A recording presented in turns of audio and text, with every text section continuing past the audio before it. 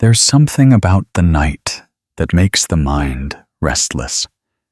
When the world finally goes silent, your thoughts don't. They come alive, louder, sharper, heavier. You stare at the ceiling, replaying moments that no longer exist, conversations that ended long ago, and futures that may never happen. It's not insomnia, it's awareness. Carl Jung once said, "Until you make the unconscious conscious, it will direct your life, and you will call it fate." That's what happens to people who think too deep at night. When everything outside goes dark, the things inside you begin to glow. The parts of yourself you avoided all day come knocking. Memories, regrets, fears, desires. They all show up when the noise fades. During the day, you're distracted. You're busy pretending. You wear a mask for the world, smiling, talking, moving. But at night, there's nowhere left to hide. The silence strips you down until it's just you and your thoughts. That's when the mind starts asking questions it can't stop answering. Why did you say that? Why didn't they love you back? Why do you still care? What if it never works out? You don't ask to think these things. They arrive uninvited, like old ghosts who still know your address. Jung believed that overthinking isn't the problem. It's a symptom, a sign that something inside you wants attention. Because people who think deeply aren't weak. They're just more connected to what others avoid. They feel too much, see too much, and can't switch off the part of the brain that's always searching for meaning. Their thoughts don't wander. They dive. You lie there, trapped between exhaustion and awareness, and suddenly your mind becomes a movie screen. Every scene you didn't process during the day plays again. Slower this time, sharper this time. You remember the things you said wrong, the people you lost, the mistakes you can't fix. And yet, beneath all that pain, there's something beautiful, your desire to understand. That's what Jung called the night side of the soul. It's when consciousness turns inward. It's when the external world fades, and you finally face yourself. And it's not punishment, it's opportunity. Because the mind that overthinks at night is the same mind that understands the world deeply. It's the price you pay for seeing everything clearly. But deep thinkers often carry invisible weight. They notice every tone in a sentence, every silence between words, every shift in energy. They analyze, not because they want to, but because their mind refuses to stop connecting dots. They look for meaning, even where there is none. And that's what makes the night so hard. There's too much space to think, and nowhere to put it all down. So you scroll through your phone, hoping distraction will quiet the noise. But the truth is, the mind doesn't want escape. It wants expression. It wants you to listen. Because every late-night thought is a piece of your soul saying, "I'm still here. Please don't forget me." That's what Jung meant by integration, making peace with the thoughts you've buried, When you avoid them, they control you. When you face them, they free you. So the next time your mind keeps you awake, don't fight it. Ask it what it's trying to show you.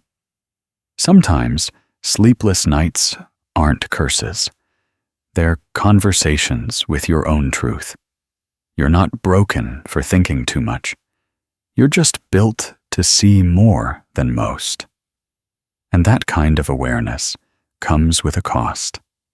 It means you'll feel lonely in crowds. You'll crave depth in a shallow world. You'll see beauty and tragedy in the same sentence. But it also means you're awake, fully, painfully, beautifully awake. The night isn't punishing you. It's revealing you.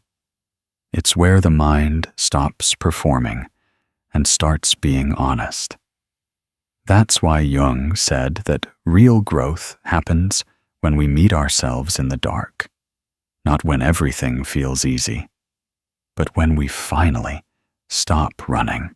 There's a strange kind of loneliness that deep thinkers know too well, the kind that doesn't come from being alone, but from thinking too much when no one else is awake. When the lights are off and the noise of the world fades, something inside you wakes up. It's like your mind waits for silence to start speaking honestly. Carl Jung called this space the meeting point of the conscious and the unconscious, the moment your thoughts stop pretending to be fine. During the day, you hold yourself together. You play roles, finish tasks, smile at strangers, scroll past the noise. But at night, your inner voice stops whispering and starts demanding attention. You realize how many feelings you've ignored just to appear normal. Deep thinkers are not sleepless because of restlessness. They're sleepless because of depth. Their mind isn't satisfied with surface thoughts. They pick apart emotions, replay situations, analyze words, and question everything, not to suffer, but to understand. They feel things twice, once when it happens, and again when they're alone. They look for reasons behind every silence and meaning behind every memory. But there's a price to thinking deeply. You begin to see patterns others don't. You notice inconsistencies in people's words. You sense dishonesty that isn't spoken. You feel the distance growing before anyone admits it. And when you see too much, you can't unsee it. That's what makes the night hard. Your awareness doesn't sleep. Jung believed that awareness, when not guided, turns into burden. It's not that deep thinkers want to suffer. It's that they can't turn off their curiosity about pain. They want to know why something hurts, why someone left, why they can't move on, why their heart still beats for memories that ended years ago. They don't chase closure. They chase clarity. But clarity doesn't always bring peace. Sometimes it brings truth you weren't ready for.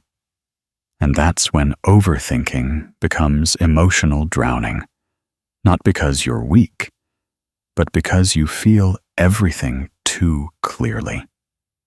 The mind becomes a magnifying glass, and the smallest doubt turns into a storm. Jung wrote that the mind always tries to complete what's unfinished.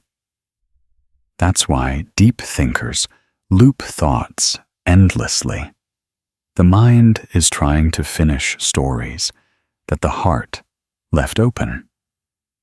You replay conversations because you wanted to say more. You relive moments because part of you is still in them. You revisit mistakes because your soul is searching for forgiveness. It's not madness, it's memory trying to heal. And yet, no one sees it. People look at you and think you're calm, collected, maybe even cold. But inside, you're analyzing the weight of every emotion. You're having invisible conversations. You're trying to make peace with thoughts that refuse to rest. That's the paradox of deep thinkers. They understand others easily, but no one truly understands them. They listen to everyone, but talk to themselves the most. They crave silence, but are haunted by it. And in the end, they feel misunderstood. Not because people don't care, but because people don't see. Jung believed that the cure for this kind of loneliness isn't to escape the mind, it's to understand it. When you observe your thoughts without judgment, they stop controlling you. When you write them down, you take their power away. And when you face them with compassion instead of criticism, they begin to soften. Because your thoughts aren't your enemy, they're your messengers. They carry every fear, every hope, every version of you that you've ignored. They just want to be heard.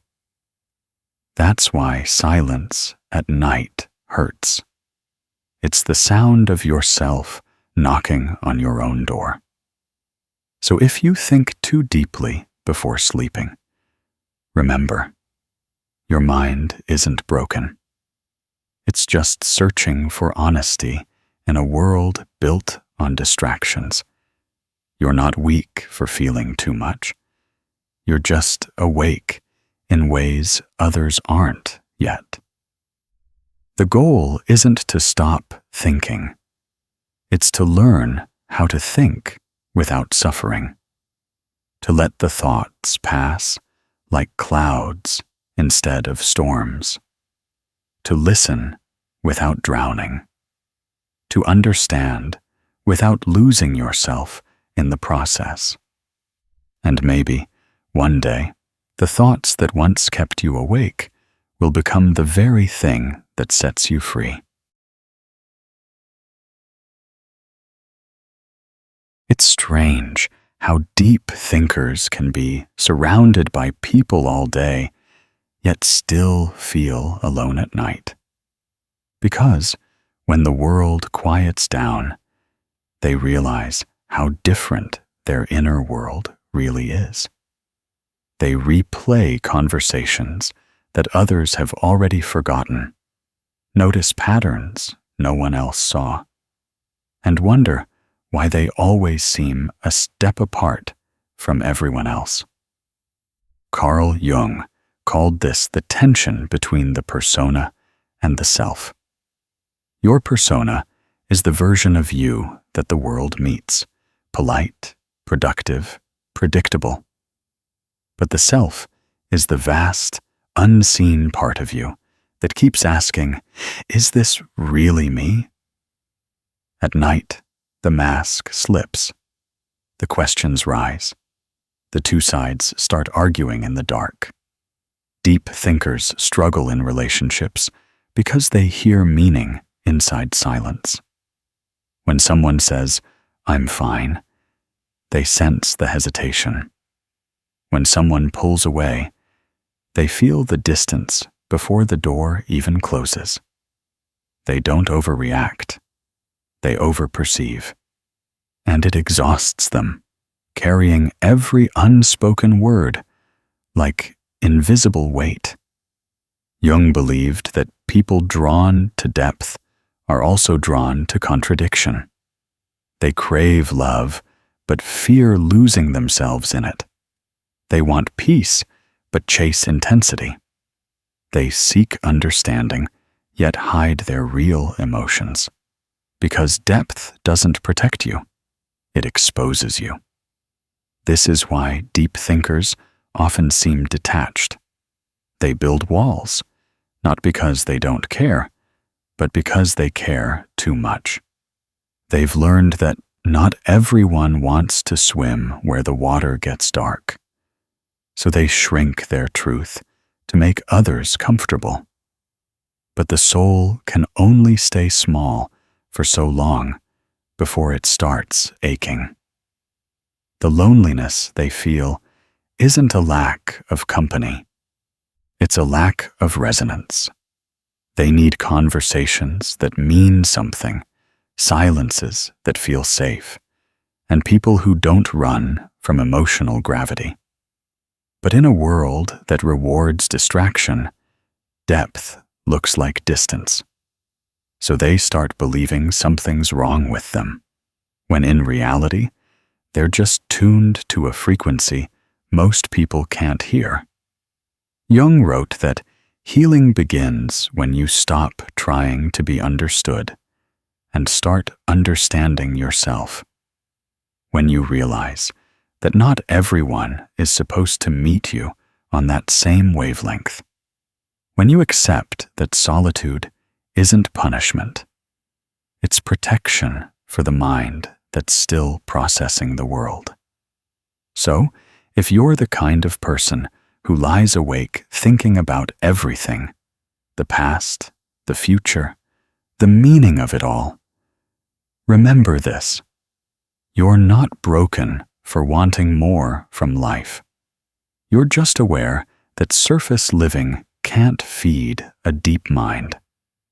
Instead of wishing your thoughts away, learn to let them breathe. Write them down. Turn them into art. Transform the heaviness into something that moves instead of something that traps. Because once you give your thoughts direction, they stop chasing you. The truth is, thinking too deeply isn't a curse.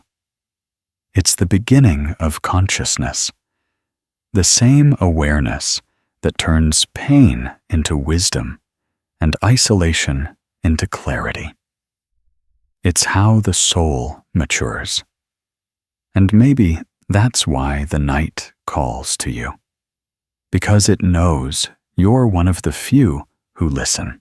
There's a moment every deep thinker eventually reaches, the quiet acceptance that the mind may never stop searching, not because it's broken, but because it was built to see beyond the surface.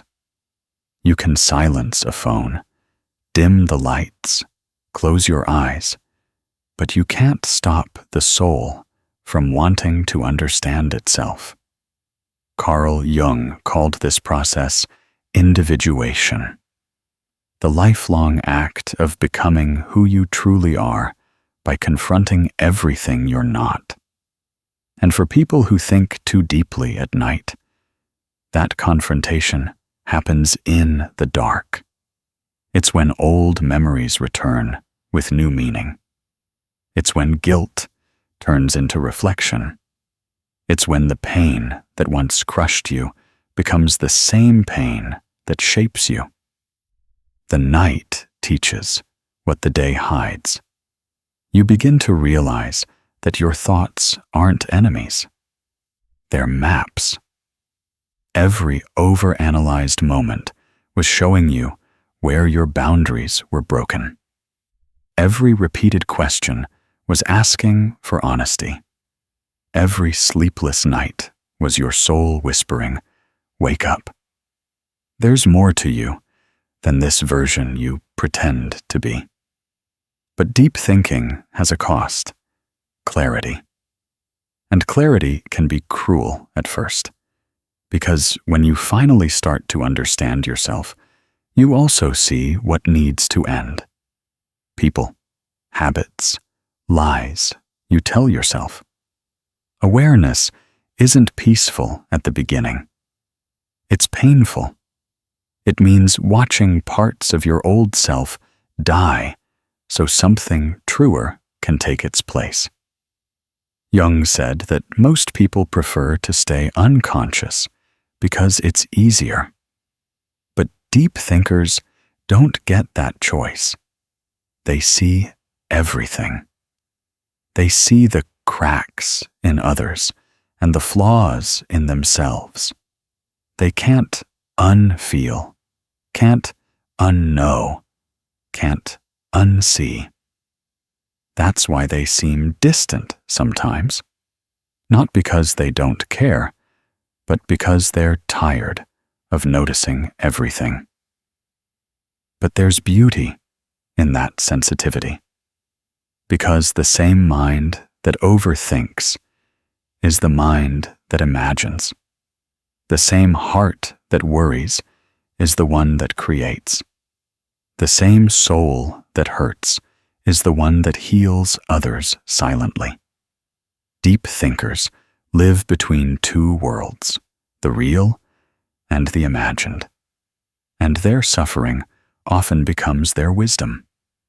If you think too deeply at night, know this: you are not here to silence your mind. You are here to understand it. Your thoughts are not a prison. They're an invitation. Every question you ask pulls you closer to truth. Every fear you face brings you closer to peace. And every sleepless night is not a punishment. It's preparation. You are being shaped by your reflections. You are being refined by awareness. And the mind that keeps you awake tonight is the same mind that will one day set you free. Maybe you don't need to stop thinking. Maybe you just need to understand why your mind speaks loudest when the world goes quiet. The night doesn't expose your chaos. It reveals your clarity. It's not punishing you for feeling too much. It's showing you how awake you really are. Carl Jung once said, "Who looks outside dreams.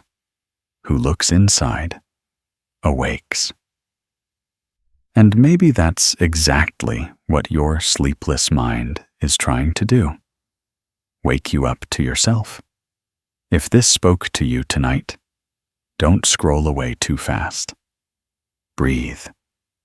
Let your thoughts exist without fear. And remember, you're not overthinking. You're just feeling what most people run from. Like, comment, and subscribe for more reflections on the mind, shadow, and the secret world inside you. And tell me in the comments, what keeps you awake when the world sleeps?